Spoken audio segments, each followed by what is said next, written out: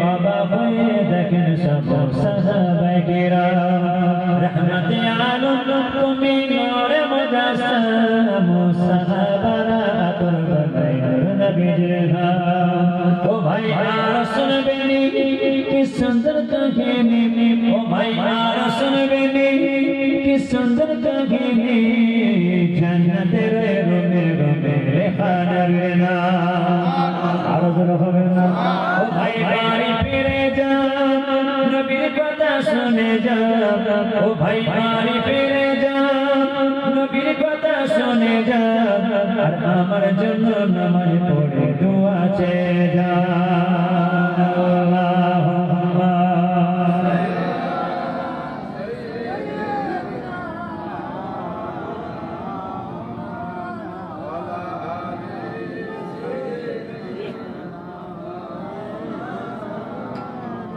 আমার আপনার নবী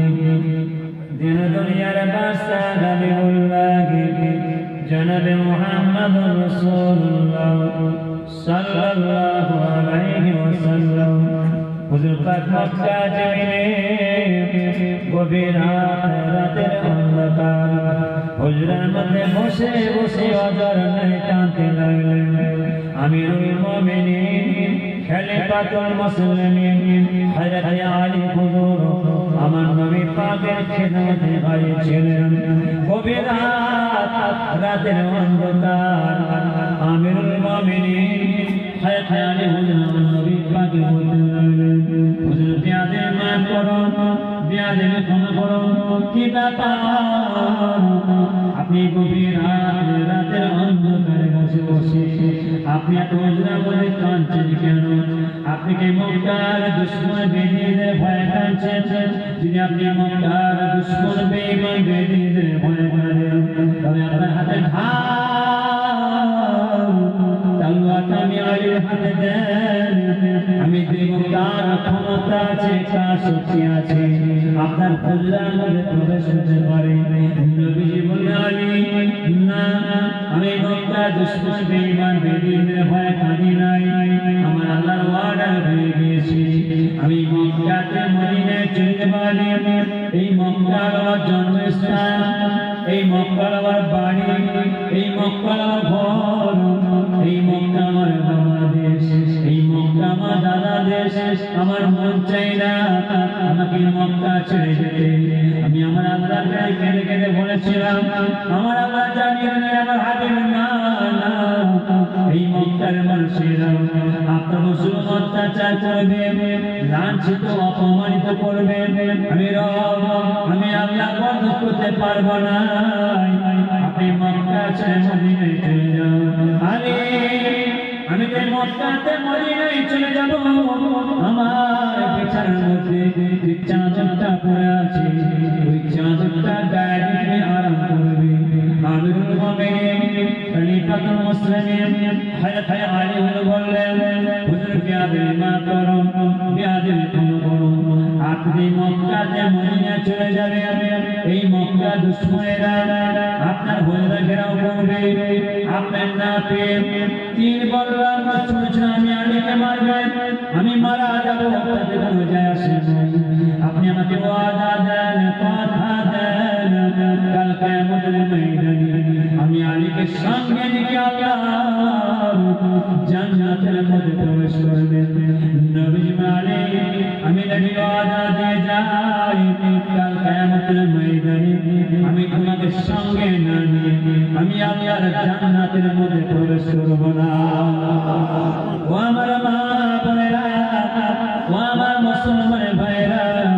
কান খাড়া করে শুনুন গভীর রাতের অন্ধকার নবী আমার মক্কা ছেড়ে মদিনার পথে চলে যাবে ওই রাতে আস্তে আস্তে বেরিয়ে চলে যাচ্ছে আমিরুল মুমিনিন হাতে আলী হুজুর হুজরাত রাজার সামনে দাঁড়িয়ে নবী পাককে দেখতে গেছে নবী পাক পথে যেতে যেতে যেতে যেতে থমকে দাঁড়িয়ে গেলেন আলী এই মক্কার বহু মানুষেরা ধুমদৌলত গানিমতের মালপত্র আমার কাছে গোপনে গোপনে আমানত হিসাবে রেখে গেছেন আলী এই ভয়টা আমাদের রাখা আছে আমি নবী বিদায় মক্কার মানুষেরা আমি নবীকে দেখতে না পেরে তারা চিন্তায় পড়ে যাবে, তাদের আমানতের দৌলত যা হুজরার মধ্যে আছে সংসার একটা করে তুমি বুঝিয়ে দেবে। আমি বললেন হুজুর প্যাদে মা করুন, আপনি কোনো চিন্তা করবেন না, আপনি মক্কাতে মদিনায় চলে যাচ্ছেন। ও মদিনার যুবকেরা, মদিনার নওজোয়ানেরা, মদিনার মাসুম মাসুম বাচ্চা বাচ্চা ছেলেরা, আপনি পেয়ে খুশিতে ফুর্তিতে আনন্দে ভাগে ভাগ হয়ে যাবে। আমি আপনাকে আর দেখতে পাবো না, সোনার চেহারা আমরা দেখতে পাবো না। আপনি আমাকে ওয়াদা দিয়ে যান, কথা দিয়ে যান, কাল কিয়ামতের ময়দানে আমি আলীকে সঙ্গে নিয়ে আল্লাহর জান্নাতের মধ্যে প্রবেশ করবেন। নবী আলী, আমি নবী ওয়াদা দিয়ে যাই, কাল কিয়ামতের ময়দানে আমি তোমার সঙ্গে না নিয়ে আমি আল্লাহর জান্নাতের মধ্যে প্রবেশ করব না। নবীজি আমার মনের দুঃখে, মনের কষ্টে, গভীর রাতের অন্ধকার পথে যেতে যেতে যেতে যেতে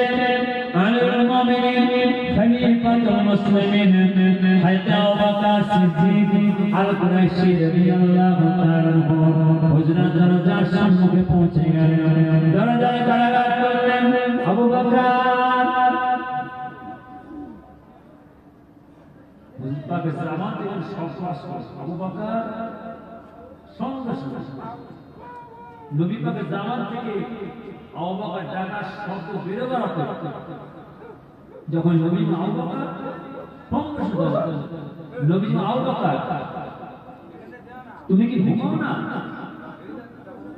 আমি তো এই মক্কা থেকে মদিনায় চলে যাব, আমার তো কেউ সাথী নেই, সঙ্গী নেই, তুমি কি আমার সাথে যাবে?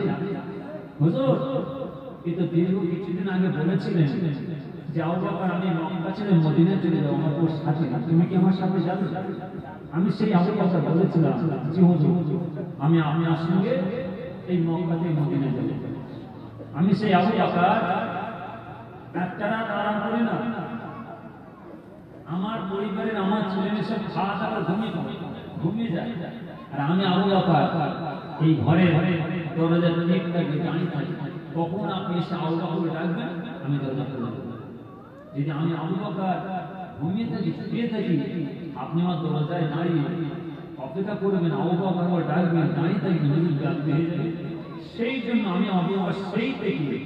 আজ আমি তো বাড়িতে একটা রাত ঘুমাই না, আমি আবু বকর প্রত্যেকটা রাত সব সময় ঘুমিয়ে যায়, আর আমি হুজরাত দরজার টিপটাকে দাঁড়িয়ে থাকি, কখন আপনি ডাকবেন। আমি সেই আবু বকর আপনার জন্য হাজির হাজির চলুন। নবীজি আবু বকরকে উঠে ফিরে আমার আপনার নবী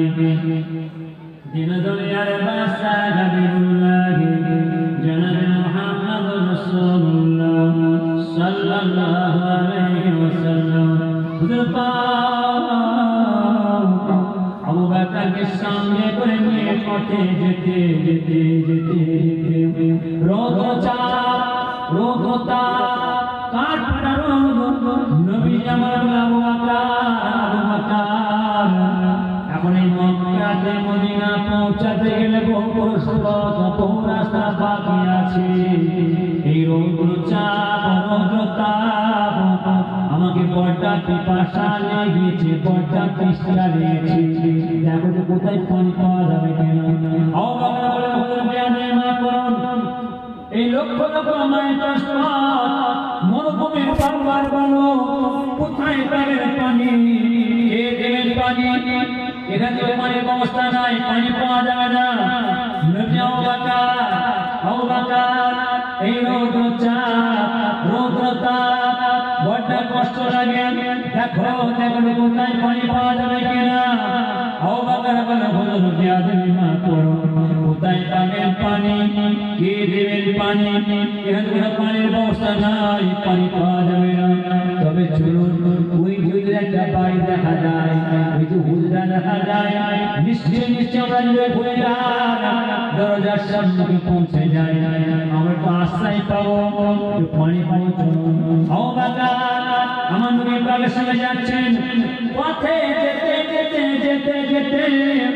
আমার নবী পাক সেই হুজরার দরজার সম্মুখে পৌঁছে গেলেন। আবু বকর দরজায় কারাগার করলেন। যখন দরজায় কারাগার করলেন, একবারই ওই বলেন, কে বাবা তোমরা? হঠাৎ আমার হুজরা দরজা ঠুকতে লেগেছো। আবু বকর একবারই বলেন, আমাদের বড়টা পিপাসা লেগে গিয়েছে, বড়টা তৃষ্ণা লেগে গিয়েছে,